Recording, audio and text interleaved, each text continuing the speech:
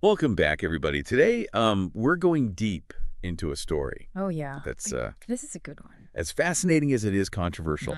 We are going to be unpacking the case of Rachel Dolezal, Mm, a figure who has been called everything from a champion for racial justice yeah.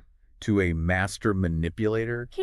Dolezal's story really gets to the heart of what we explore on Grifter or Gifted. Right, yeah. How do we separate Yeah, genuine passion from Yeah. calculated self-interest? right. Especially when someone is operating in such a sensitive and complex space as racial identity. Exactly. And we've got a mountain of sources to help us unravel this. Yeah, we do. We got articles, interviews, Yeah. legal documents, even a memoir written by Dolezal herself. So our mission today is to cut through the noise and really examine the motivations behind Dolezal's actions. Yeah. Did she genuinely believe in the cause she was fighting for, or was there a more self-serving agenda at play? To start, I think we need to lay out the basics for our listeners. Okay. Who is Rachel Dolezal, and how did she end up at the center of this storm? Well, Dolezal was born to white parents. Okay. That much is clear. Okay. However, Yeah. she publicly identified as a black woman for years, even holding prominent positions within the black community. That's right. She was the president of the Spokane chapter of the NAACP, Uh-huh. and she even taught Africana studies at a university. Quite a resume. Yeah. But her carefully constructed identity started to crumble when her parents publicly revealed that she was in fact white. And the media had a field day. Oh, yeah. This wasn't just a personal story anymore. No. It was a national conversation about race, identity, and the very fluid lines in between. And this is where things get really interesting. Yeah. Because the public reaction to Dolezal's story was incredibly divided. It certainly was. Yeah. Some people defended her right to self-identify, arguing that race is a social construct anyway. Right. They said she was simply living her truth. Others, however, accused her of cultural appropriation, even fraud. Yeah. They argued that she was benefiting from a system designed to address the historical disadvantages faced by black people. Right. And that takes us right to the core of our grifter, or gifted. Question.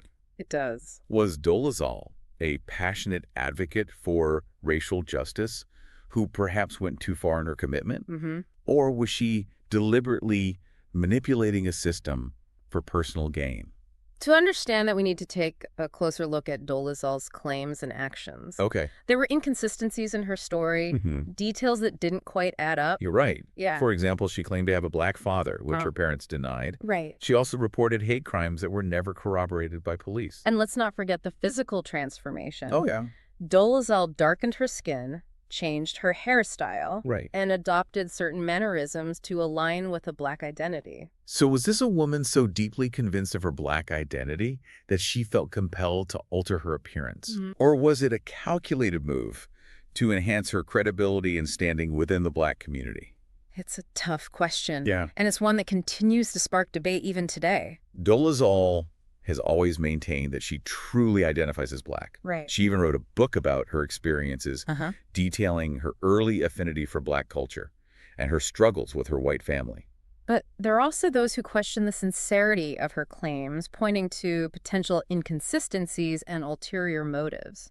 So where do we go from here? Right. We've got this incredibly complex web of claims, Yeah. actions and reactions. Yeah. How do we even begin to untangle the motivations behind it all? Oh. To get to the bottom of this grifter or gifted question, we need to delve into Dolezal's potential motivations. Okay.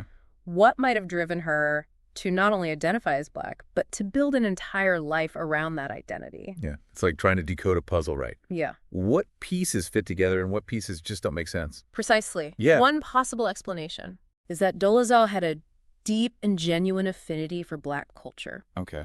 coupled with a strong desire to fight for racial justice. She certainly immersed herself in that world. She did. She studied at Howard University, a historically black institution, Right. and she taught Africana studies. Yeah. She was also a vocal advocate for social justice causes. But then there's the other side of the coin. Right. Some argue that Dolezal's actions were driven by a desire for recognition and advancement. Within a system where being a black woman, particularly one advocating for social justice, might garner more attention and sympathy. That's a really interesting point. Yeah. It makes you wonder if she was consciously or unconsciously exploiting the very system she claimed to be fighting for? Yeah, it's a difficult question to answer definitively, but it's one we have to consider when evaluating whether her actions were ultimately helpful or harmful to the cause of racial justice. And let's not forget the fabricated hate crimes. Oh, yeah. That's a pretty big red flag for a lot of people. Absolutely. Dolezal reported multiple incidents of racial harassment and threats, Right. but none of them could be corroborated by police. So some argue that this points to a deeper level of deception, Mm-hmm. a willingness to manipulate not only her identity, but also the experiences of Black people who were genuinely targeted by racism. It's a troubling aspect of her story that's difficult to reconcile with the image she projected as a champion for racial equality. Dolezal, in her book, attempts to explain her identification with Blackness, saying it was something she felt from a very young age. Okay. She describes feeling a disconnect from her white family and gravitating towards Black culture, even as a child. Right. She talks about drawing herself with brown crayons instead of peach and fantasizing about being a Black princess. Interesting. She even alleges that her childhood was traumatic, claiming that her parents were abusive and held white supremacist views. This narrative, while compelling, raises more questions than it answers. Sure. Some might see it as a genuine attempt to explain her internal experience, while others might view it as a way to deflect criticism and justify her actions. It also makes you wonder about the influence of personal experiences on our understanding of race and identity. Yeah. Could Dolezal's childhood have shaped her perception of herself and her place in the world? It's certainly a possibility, but it's important to remember that personal experiences, while formative, Right. don't necessarily excuse actions that have harmful consequences for others. And we can't ignore the physical transformation. Right. Dolezal went to great lengths to alter her appearance to align with a Black identity. She did. She darkened her skin, styled her hair in traditionally Black hairstyles, and even adopted certain mannerisms. This aspect of her story is particularly complex because it raises questions about the role of physical appearance in shaping racial identity. Yeah. Is it possible to truly identify as a race different from your biological one without altering your appearance to conform to societal expectations? It's a tangled web for Yeah. sure. And Dolezal's story is a stark reminder that racial identity can be incredibly complex and nuanced, particularly in a society still grappling with the legacy of racism and discrimination. Dolezal's story has also fueled a broader discussion about cultural appropriation. Uh-huh. Critics argue that she co-opted Black culture for personal gain, capitalizing on a history of oppression she never experienced. They point to her hairstyles, her clothing, and her embrace of certain aspects of Black culture as evidence of a superficial understanding of what it means to be Black. These critics argue that true allyship requires understanding the power dynamics at play and amplifying marginalized voices without claiming those identities as your own. They also raise concerns about the impact of Dolezal's actions on the Black community, suggesting that her deception undermined genuine efforts towards racial justice. It's a valid point. Her actions, regardless of her intentions, had real-world consequences. Some people have drawn parallels between Dolezal's case and the transgender experience, suggesting that identifying as a race different from your biological one is akin to identifying as a gender different from the one assigned at birth. However, this comparison has been met with resistance from both the Black and transgender communities. Critics of this analogy argue that race and gender are fundamentally different constructs, each with its own unique history and lived experiences. Right. They point out that while transgender individuals often face discrimination and prejudice based on their gender identity, their lived experiences are rooted in a fundamental mismatch between their internal sense of self and their physical body. Mm-hmm. In contrast, they argue that Dolezal's choice to identify as Black was based on a cultural affinity rather than a deep-seated sense of self that conflicted with her biology. And while Dolezal faced backlash and scrutiny for her actions, she was never denied basic human rights or subjected to the systemic violence and oppression that transgender people, particularly trans women of color, experience on a daily basis. It's a crucial distinction, highlighting the unique struggles faced by each community and the danger of conflating experiences without acknowledging the historical and societal contexts that shape them. Dolezal's story, despite the controversy and complexities, offers valuable insights into how we understand race and identity in a rapidly changing world. It forces us to confront uncomfortable truths about privilege appropriation and the very nature of self-identification.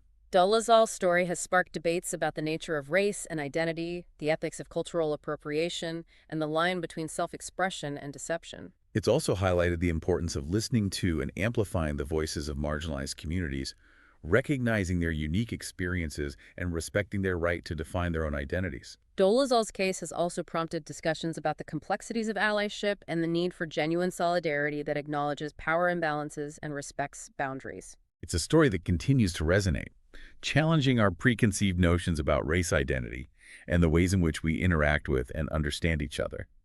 So we've explored the many layers of Rachel Dolezal's story, her claims, her actions, the public reaction, and the wider societal context. Yeah. After this deep dive, does the grifter or gifted question have a clearer answer?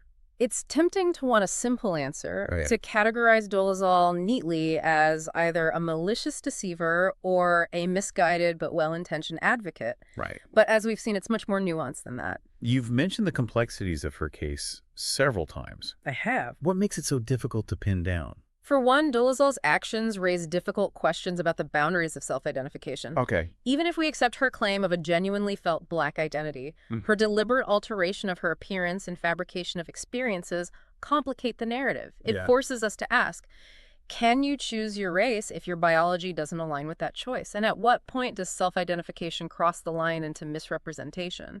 That brings us back to the grifter side of the equation. Right. Some might say that regardless of her internal feelings, Dolezal benefited from presenting as a Black woman, especially within a system geared towards addressing racial injustice. Exactly. Her case highlights the tricky intersection of identity politics and social justice. Right. Dolezal occupied a space meant for individuals who face systemic disadvantage based on their race. By assuming that identity, she potentially diverted resources and attention away from those who genuinely needed them. And her actions, regardless of intent, had real-world consequences for the Black community and the fight for racial equality. Right. Some might argue that her deception undermined the efforts of genuine activists and fueled skepticism towards claims of racial discrimination. It's a valid concern. Her story raises questions about allyship and the importance of understanding the power dynamics at play when engaging in social justice movements. So where does this leave us? Is there any definitive answer to the grifter or gifted question when it comes to Rachel Dolezal? Perhaps the most important takeaway isn't about reaching a definitive verdict on Dolezal herself. Okay. Instead, her story serves as a powerful lens through which we can examine our own understanding of race identity and the complexities of navigating a society still grappling with the legacy of racial injustice. It's a reminder that these conversations are rarely black and white. Right. Dolezal's case, with all its messiness and contradictions, challenges us to think critically about the nuances of identity, the limits of self-identification, and the responsibilities that come with claiming a racial identity different from one's biological ancestry. And it compels us to confront uncomfortable truths about privilege appropriation and the ongoing struggle for racial equity in America. Well, you've given us a lot to consider. Thank you for guiding us through this deep dive into the fascinating and complicated case of Rachel Dolezal. It's been a pleasure, and remember, this is just the beginning of the conversation. Right. Keep questioning, keep learning, and keep an open mind as you continue to explore these complex issues. We'll leave you with this final thought. Imagine if Dolezal had channeled her passion for social justice into amplifying the voice of Black activists and scholars, rather than attempting to embody that identity herself. What impact might she have had? It's a question worth pondering as we continue to navigate the ever-evolving landscape of race and identity in the 21st century. And that wraps up another episode of Grifter or Gifted. Make sure to subscribe so you don't miss our next deep dive, where we'll dissect the motives and legacy of another controversial figure. Until then, stay curious.